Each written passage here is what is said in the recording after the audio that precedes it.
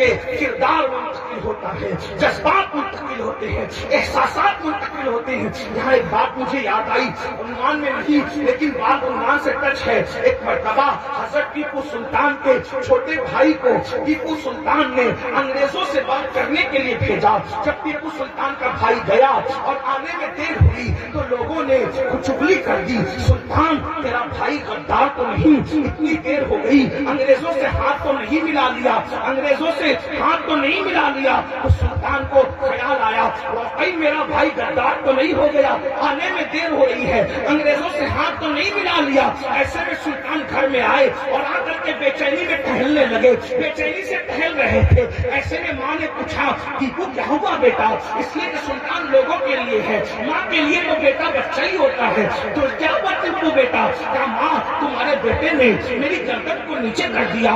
ماں کو حیرت آئی، ماں اٹھ کر کے کھڑی ہو گئی، کیا بک رہے ہو؟ میرے بیٹے نے گردن کیوں نیچے کر دی؟ کہا ماں انگریزوں سے بات کرنے بھیجا تھا، گیا ابھی تک نہیں آیا، لوگ باتیں کر رہے ہیں کہ سلطان کا بھائی غدار تو نہیں، ملک کا سودا تو نہیں کر کے آیا ہے۔ ماں نے کہا خدا کی عزت کی قسم میں سن لو، ٹیپو سلطان کی ماں نے کہا خدا کی عزت کی قسم میری کوئی اولاد نہ ملک کی غدار ہو سکتی ہے نہ مذہب کی غدار ہو سکتی ہے۔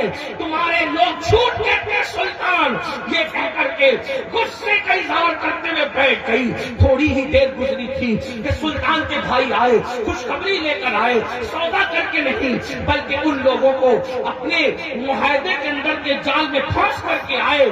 ماں کو سلطان نے کہا ماں میرے قدم لڑکھڑا گئے، مگر تم نے گھر میں بیٹھ کر اتنے یقین سے کیسے کہا کہ تمہارا بچہ ملک و ملت کا غدار نہیں ہو سکتا؟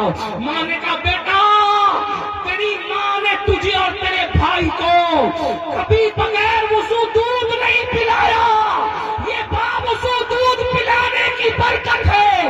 میری اولاد نہ کبھی ملک کی غدار ہو سکتی ہے نہ مذہب کی غدار ہو سکتی ہے۔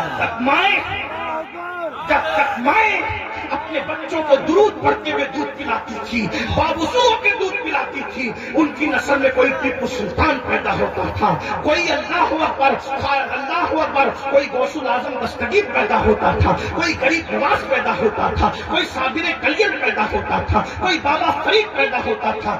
آج مائیں سیریل دیکھ کے دودھ پلا رہی، بلکہ اب تو دودھ پلا بھی نہیں رہی ہے۔ جو ماں اپنے بچوں کو دودھ نہیں پلائے گی وہ تیار ہو جائے سانپوں سے، جہنم کے سانپوں سے اپنے سینے کو کٹوانے کے لیے۔ اور یہ تو ایک حدیث کی بات ہوئی، سائنس کی بات کروں۔ آج سائنسداں کہہ رہے ہیں پوری دنیا میں سب سے زیادہ عورتوں کو سینے کا کینسر ہو رہا ہے، اور سینے کے کینسر کی سب سے بڑی وجہ یہ ہے کہ جو عورتیں اپنے بچوں کو دودھ نہیں پلاتی وہ سینے کے کینسر میں مبتلا ہو جاتی ہیں۔ میری بہنوں اس لیے توبہ کر لو۔ پھر اس کے بعد اب جلدی جلدی پڑھوں، اللہ کے سچے رسول صلی اللہ علیہ وآلہ وسلم ارشاد فرماتے ہیں، آقا کریم صلی اللہ علیہ وآلہ وسلم فرماتے ہیں کہ ہم اور آگے بڑھے تو ہم نے کیا دیکھا کہ اللہ اکبر، کچھ لوگ ایسے ہیں جن کے بدن سے پاخانے کی بدبو آئی، پاخانہ سمجھ گئے نا، جن کے بدن سے، جسم سے پاخانے کی بدبو آئی اور وہ گندگی اور غلاظت کو منہ سے چاٹتے، ان کے بدن میں پاخانے کی گندی سڑی ہوئی بدبو ہے اور وہ غلاظت اور گندگی کو منہ سے چاٹ رہے ہیں۔ ہم نے پوچھا جبریل یہ کون ہے؟ تو جبریل امین نے کہا یا رسول اللہ یہ آپ کی امت کے زانی مرد اور زانی عورتیں ہیں، یہ زنا کرتے تھے دنیا میں۔ آج زنا کو فیشن کا نام دے دیا گیا ہے۔ آج 16 17 سال کے لڑکے اور لڑکیاں، آپ کے ہمارے ایسا نہیں ہوتا لیکن چونکہ تقریر پوری دنیا میں جاتی ہے تو ہم اللہ سے دعا کرتے ہیں کہ جن کانوں کو اس تقریر کی ضرورت ہے اللہ ان کانوں تک یہ پہنچا دے۔ آپ ایسے نہیں ہیں لیکن بات ہوتی ہے، حاضروں کو مخاطب کر کے غائب لوگ تک بات پہنچانا مقصود ہوتا ہے۔ اللہ سے دعا ہے کہ جن کاموں کو اس گفتگو کی ضرورت ہے اللہ ان کاموں تک پہنچا دے۔ اور زیادہ وقت نہیں، بہت مختصر ایک بات سب کر کے سمیٹ لوں گا۔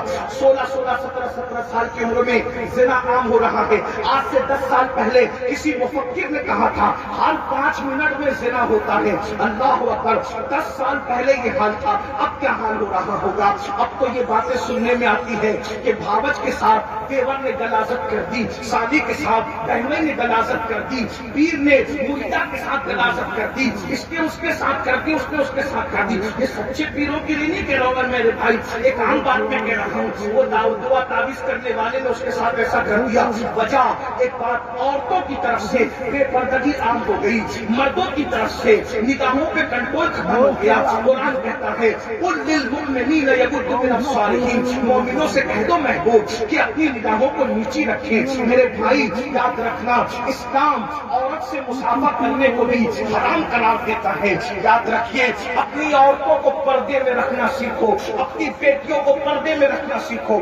اگر زنا پہ کنٹرول کرنا چاہتے ہو، عورتیں پردہ کریں. عزت آپ چاہتے ہو، حفاظت چاہتے ہو، عورتیں پردہ کریں. کس سے میرے بھائی؟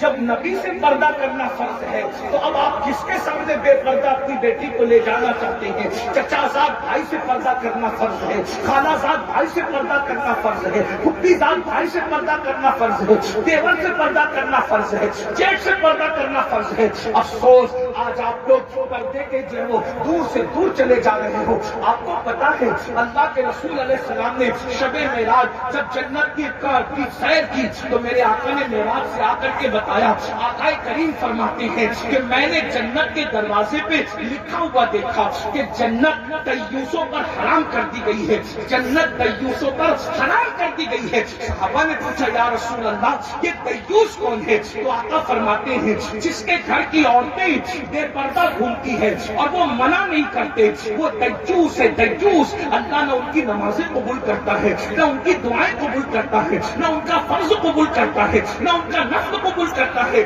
اپنی بیٹیوں کو پردے کا پابند بناؤ. ولیمہ میں کیا چل رہا ہے، شادیوں میں کیا چل رہا ہے؟ بہت معذرت کے ساتھ بہت اللہ والے بنتے ہو، بہت بزرگوں کے غلام بنتے ہو.